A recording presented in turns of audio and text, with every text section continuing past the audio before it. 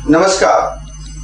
Computer hardware की श्रृंखला में हम अभी सीख रहे हैं कि कैसे किसी कंप्यूटर को डीअसेंबल किया जाता है और कैसे उसको दोबारा असेंबल भी किया जाता है।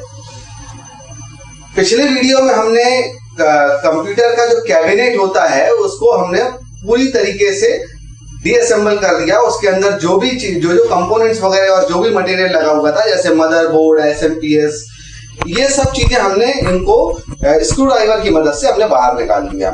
और हमने मदरबोर्ड के बारे में भी हमने कुछ इंटरनल इंफॉर्मेशन जानकारियां हासिल करी, और जैसे उसमें कौन कौन सी केबल्स हम यूज करते हैं, उसके कनेक्टर्स कैसे होते हैं, सीमॉस बैटरी के बारे में भी हमने जानकारी हासिल की, और हम एग्जॉस्ट फैन जो होता है उसमें वहां तक हम पहुंच चुके थे। आइए जानते हैं कि अभी मदरबोर्ड में और क्या क्या चीजें होती हैं, उनका क्या क्या काम होता है। तो ठीक है, जानते हैं कि मदरबोर्ड में क्या क्या होता है। देखिए, पिछले वीडियो में आपने ये देखा कि हमने इन स्लॉट्स के बारे में कुछ इन्फॉर्मेशन, बेसिक इन्फॉर्मेशन ली। जैसे ये आपने देखा, ये पीसीआई स्लॉट है। इस पर जो है इस तरह के कार्ड्स को कनेक्ट किया जाता है। इस तरह के कार्ड्स हमारे पीसीआई स्लॉट में कनेक्ट होकर मदरबोर्ड पे एक नए पोर्ट अवेलेबल करवाते हैं। इसके बाद आपने जो एक स्लॉट ये देखा, ये ग्राफिक स्लॉट था। इसमें ग्राफिक कार्ड कनेक्ट होता है जो कंप्यूटर में ग्राफिक एप्लीकेशंस को प्रोवाइड करवाता है। ये सीमॉस बैटरी निकालना आपने देखा। ये साटा स्लॉट्स थे। आपने रैम निकालना कंप्यूटर से कैसे रिमूव करते हैं वो देखा। और उसके बाद हम आइए एग्जॉस्ट फैन जो होता है ये निकालते हैं और देखते हैं इसके नीचे क्या है। इस तरह का एक फैन होता है, इसे निकालना बहुत इजी होता है। इस पे जो आप नॉच देख रहे हैं, इन नॉच को अगर आप अप कर देंगे तो ये फ्री हो जाएगा। इसके बाद दो नॉच ऐसे होते हैं इन फैंस में, इन दोनों को आपको अप करना होगा। डायरेक्शंस में होती हैं। हाँ जी। और इसके बाद आप देख सकते हैं मदरबोर्ड में यहाँ डाउन साइड में ये जो फैन है इसकी एक पिन लगी हुई है। इसे आपको बाहर की तरफ खींचना होगा और ऐसे इसे ऊपर करना होगा। उसी तरह से दूसरी तरफ भी आपके पास यहाँ पर पिन है। इन पिन्स को आप इस तरह से खींचकर बाहर कर सकते हैं। और ये जो है हमारा फैन हमारी मदरबोर्ड से बिल्कुल बाहर आ जाएगा। आप देख सकते हैं कि ये एक फैन है जिस पर ऊपर की तरफ से ये एक पंखा लगा हुआ है। इसमें बहुत सारी ब्लेड्स हैं। और नीचे आप देख सकते हैं ये एक एल्युमिनियम का एक स्ट्रक्चर है, इसे हीट सिंक बोलते हैं। ये हीट सिंक जो है, इसके ऊपर फैन इसलिए लगाया गया है ताकि जो गर्म हवा है वो इस हीट सिंक को खींचकर बाहर कर सके। एल्युमिनियम हीट को अब्जॉर्ब करता है, इसलिए एल्युमिनियम का यूज इसमें किया हुआ है। और उसके नीचे इस फैन को खोलने के बाद आप देख सकते हैं एक चिप यहाँ पर हमें दिखाई दे रही है। इस चिप को सीपीयू बोलते हैं। इसको सीपीयू कहा जाता है। जी हाँ, ये सीपीयू होता है। सीपीयू का पूरा नाम सेंट्रल प्रोसेसिंग यूनिट होता है। कंप्यूटर का ब्रेन हम इसे कह सकते हैं। इसी के थ्रू कंप्यूटर जो है हमारा वर्क करता है। इसे खोलना और निकालना बहुत ही सावधानी की जरूरत होती है। तो सर, ये जो एग्जॉस्ट फैन लगा है शायद इसी की सेफ्टी के लिए रखा हुआ है। हाँ, देखिए, ये प्रोसेसर जो है ये वर्क करते हुए कंप्यूटर में यही एक ऐसा डिवाइस है जो वर्क करना कभी भी बंद नहीं करता, कंटिन्यू ये वर्क करता रहता है। इस वजह से ये बहुत गर्म हो जाता है और इसकी हीट को निकालने के लिए हम इस हीट सिंक का एग्जॉस्ट जो हमारा फैन है उसके साथ यूज करते हैं ताकि वो इसे ठंडा कर सके, वरना हमारा कंप्यूटर वर्क नहीं कर पाएगा। और इसे निकालने के लिए आप जो देख रहे हैं, ये प्रोसेसर के राइट हैंड साइड में एक पिन अवेलेबल है। इस पिन को हमें बाहर की तरफ कर इस तरह से ऊपर करना होगा और इसे पूरा बैक, जितना भी ये बैक जा सकता है उतना बैक इसे करना होगा। उसके बाद हमारा जो प्रोसेसर है वो फ्री हो जाता है। उस प्रोसेसर को आप साइड से पकड़कर इस तरह से उठा सकते हैं। देखिए, ये हमारा प्रोसेसर निकल गया है। इस प्रोसेसर को आप देख सकते हैं कि इसमें जो है बहुत सारी पिन्स हैं।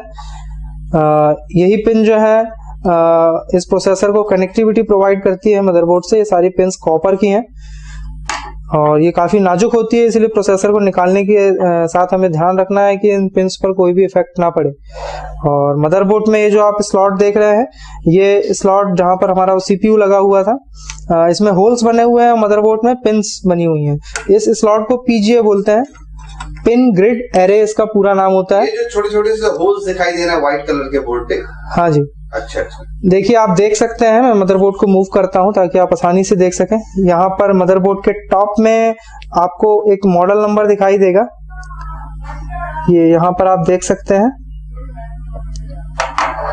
यहाँ पर लिखा हुआ है मदरबोर्ड का जो भी सॉकेट है, अलग अलग सॉकेट्स होते हैं मदरबोर्ड के, और इस पर पीजीए लिखा हुआ है। पीजीए का पूरा नाम पिन ग्रिड एरे होता है। जो भी मदरबोर्ड में पिन वाले प्रोसेसर लगते हैं उनमें इस तरह के सॉकेट्स दिए हुए थे।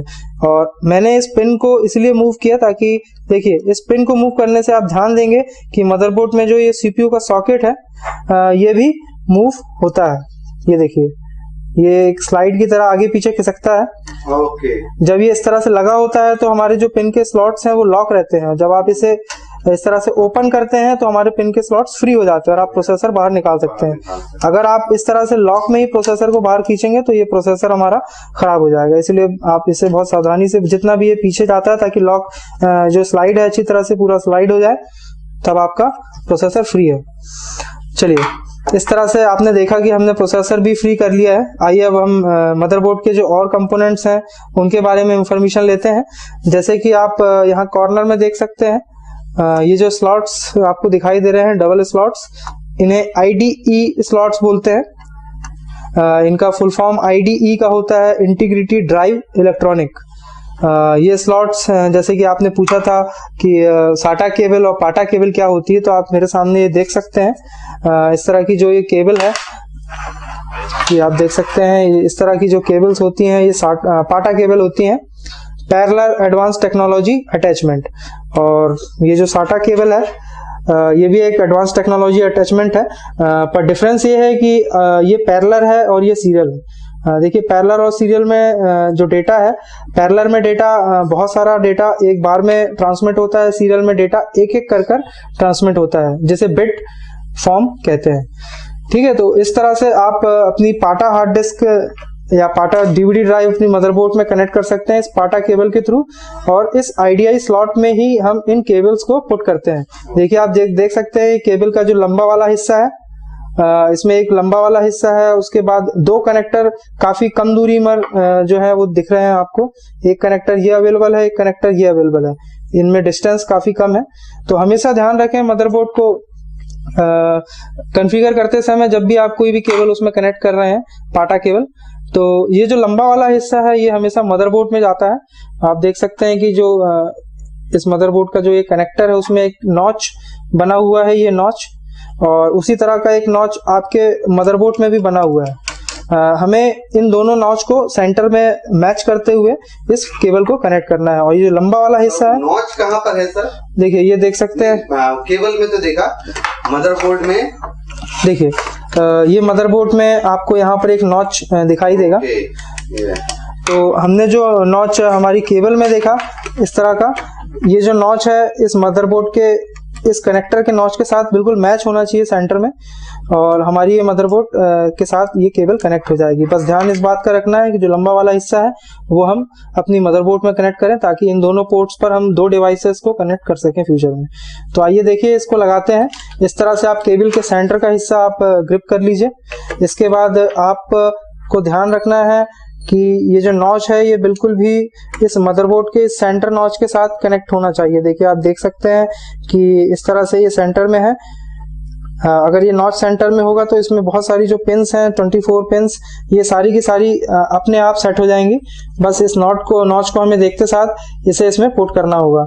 अगर आपको और सावधानी लेनी है तो आप देख सकते हैं जो मदरबोर्ड के साइड होल्स जो है, पिन्स जो है, और ये जो कनेक्टर के जो साइड होल्स हैं, इन्हें आप मैच कर लीजिए इस तरह से।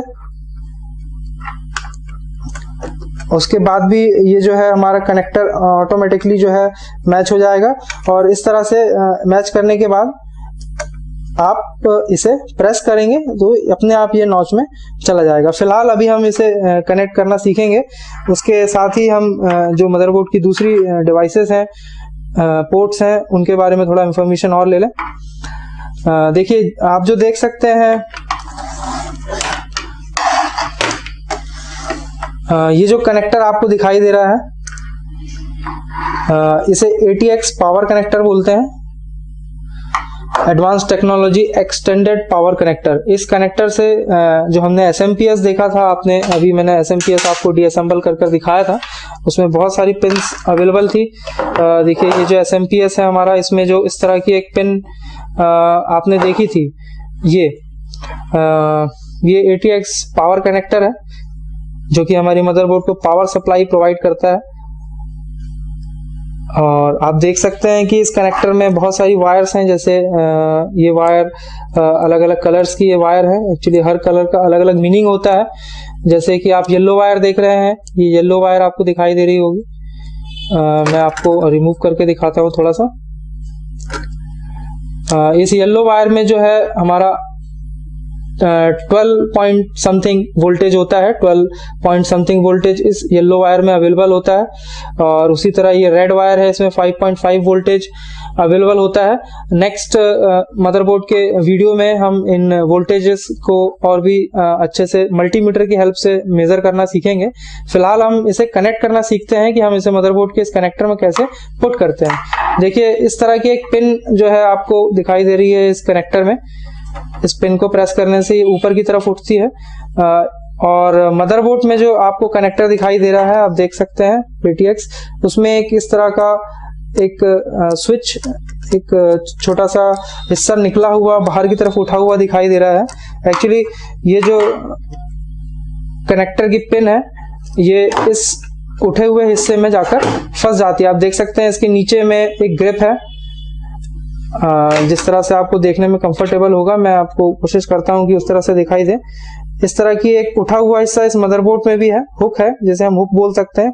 ये हुक उस उठे हुए हिस्से में जाकर फंस जाता है ताकि ये कनेक्टर बिल्कुल भी मूवमेंट ना हो और वोल्टेज का किसी भी प्रकार का फ्लक्चुएशन नहीं होना चाहिए। इस कनेक्टर को भी पिन पोर्ट जो सारी पिन्स हैं उसमें मैच करते हुए हम लगाएंगे। मदरबोर्ड को नीचे से सपोर्ट देने के लिए आप अपने हाथ का यूज कर सकते हैं और इस तरह से आप उसे प्रेस करेंगे जब तक कि आपको इसमें अच्छी तरह से कनेक्टिविटी ना मिल जाए। इस तरह से ये मदरबोर्ड से हमारी कनेक्ट हो गया पिन की वजह। जी हाँ, आप देख सकते हैं कि ये जो कनेक्टर है हमारा, ये इसमें जाकर फंस गया है और ये अच्छी तरह से लॉक हो गया। किसी भी प्रकार का वोल्टेज फ्लक्चुएशन जो है वो नहीं होगा। और उसे निकालने के लिए भी हमें पहले इस पिन को दबाना पड़ेगा और जिगजैग पोर्शन पे आप इसे इस तरह से निकाल सकते हैं।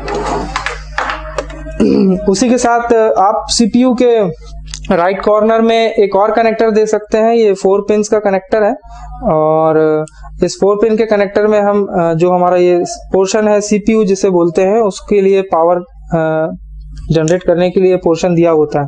और हमारे SMPS में भी एक उसी तरह का एक कनेक्टर होता है, आप देख सकते हैं। उसमें भी एक इस तरह की पिन है और आपको इस पिन वाले हिस्से को ही जिस तरफ भी उठा हुआ हिस्सा हो उस तरफ लाकर, देखिए आप देख सकते हैं इसमें भी एक उठा हुआ हिस्सा आपको यहाँ दिखाई देगा, ये पोर्शन। तो आपकी जो पिन है कनेक्टर की, आपको उस हिस्से को उसी तरफ लगाकर इस तरह से उस पे पुश करना होगा। मदरबोर्ड को नीचे से आप हाथों के सहारे से सपोर्ट दे सकते हैं। और ये देखिए, आपने देखा होगा कि ये पिन ऑटोमेटिकली जाकर उसमें फंस गई। और इसी तरह से उसे निकालने के लिए भी हमें इस पिन को प्रेस करके इसे थोड़ा सा पुश करना पड़ेगा पीछे की तरफ और ये हमारा कनेक्टर इजीली बाहर मूव हो जाएगा। देखिए इस तरह से। उसके साथ ही आपने सभी पोर्ट्स जो है मदरबोर्ड के उनको देखा बहुत अच्छी तरह से। और उसके बाद मैं आपको कुछ कनेक्शंस के बारे में बताना चाहूँगा। जैसे कि आप देख रहे हैं यहाँ पर आपको कुछ पिन्स दिखाई दे रही होंगी। और जैसा कि मैंने पहले बताया था, कैबिनेट में बहुत सारे स्विचेस होते हैं। जैसे आप देख सकते हैं ये पावर का स्विच है, रीस्टार्ट का स्विच है। यहाँ पर हमारे USB और स्पीकर्स के लिए पोर्ट्स दिए हुए हैं। ये सारे पोर्ट्स को हम मदरबोर्ड में कनेक्ट करने के लिए इनका यूज कर सकते हैं। वैसे हर मदरबोर्ड के कॉन्फ़िगरेशन के साथ इन पिन्स की कॉन्फ़िगरेशन आती है और उसके हिसाब से हम इसे इजीली लगा सकते हैं। बस हमें एक चीज का ध्यान यहाँ पर बहुत रखना जरूरी है कि हम किसी भी कनेक्टर को मदरबोर्ड से कनेक्ट करते समय, जैसे आप ये पिन्स देख रहे हैं, जैसे फॉर एग्जांपल आपके पिन्स जो हैं काफी पुराने हो चुके हैं और ये सारा कुछ मिट गया है। समझ लीजिए इस तरह का आपका पिन बिल्कुल टोटली ब्लैंक हो चुका है और आपको ये नहीं मालूम कि इस पर पहले किस कनेक्टर का नाम लिखा हुआ था। जैसे कि आप देख सकते हैं कि हमारा रीसेट स्विच है और ये मिट गया है और इस तरह से ब्लैंक हो गया है। तो मैं आपको एक इजी वे बताता हूँ बिना कॉन्फ़िगरेशन के आप कैसे इस मदरबोर्ड पर उसे बिल्ड कर सकते हैं।